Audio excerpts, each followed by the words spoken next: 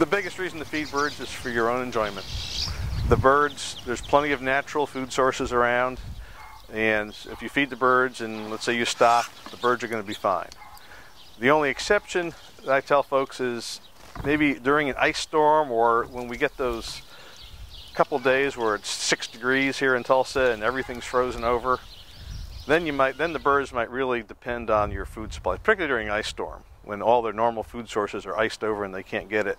That's the one time that supplemental bird feeding might really actually make a big difference in a bird's life. But otherwise, there's plenty of food available, so you're basically feeding the birds for your enjoyment, which is very important, I think. I mean, it's just bringing nature close to your house and you can observe it and enjoy it is important.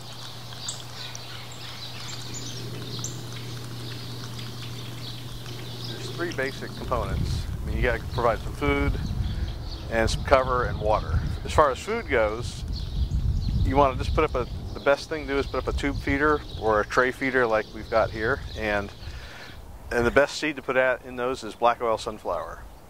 That's what the birds really like. It's high in energy. It's easy for them to crack the seeds open, and pretty much all the birds we have really like black oil sunflower. And you can get it relatively inexpensively.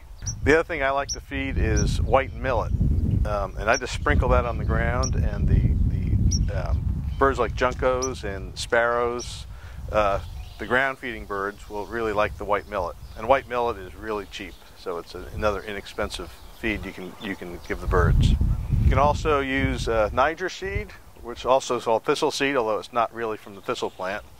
And the goldfinches and house finches really love that. And the other thing you can see here is peanuts. And peanuts is another good food that's a little expensive, but the peanuts are very high in oil content, and so there's a lot of energy for the birds, and we get a lot of birds coming into our peanut feeder. Suet is another really key thing to feed the birds. I always have suet out because it provides a food source for the birds that during the summer like to eat insects, that like more of a protein-based diet.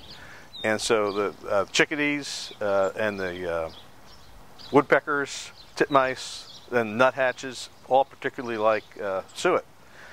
And you can just, the simplest thing is you can just get some beef suet or beef fat from your grocery store and just put it in a mesh bag and hang it up. But you can also buy suet cakes, and those are commonly available in the stores. You can make your own suet. You really need to basically render or boil the suet down, and you can mix in some cornmeal with it, and you can basically just take a piece of wood. If you drill some holes into it, you can just push the suet into that and hang that, and you got a nice little natural kind of bird feeder. And the woodpeckers will particularly like that because they can just perch right on the side of that piece of wood. Mealworms are great. The birds, the insect-eating birds, particularly wrens and bluebirds and chickadees, love mealworms.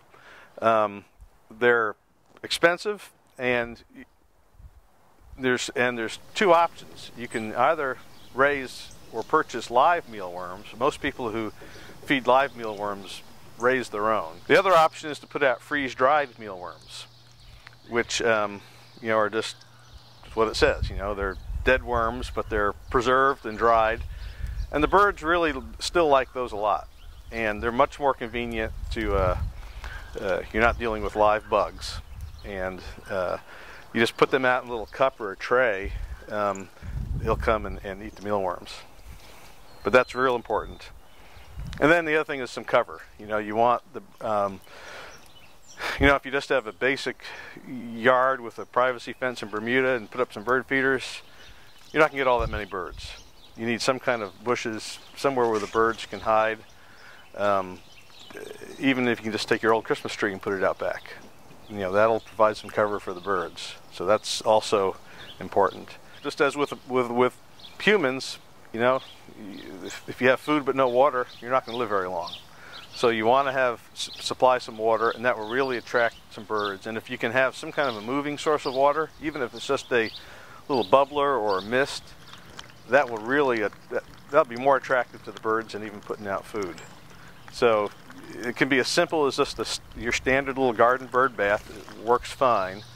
I would encourage you to get a heater, though, to keep so there's some open water during the winter when during the real cold spells, because that's when they really can use it, because it's hard to find natural sources of water when it's really cold. If you have a standard bird bath, you might just put a couple of rocks in there so that the birds can, sometimes a bird bath, it's sort of hard for them to get on the edge. So give them put some rocks just under the surface and give them some varying more spaces for the birds to get to the water.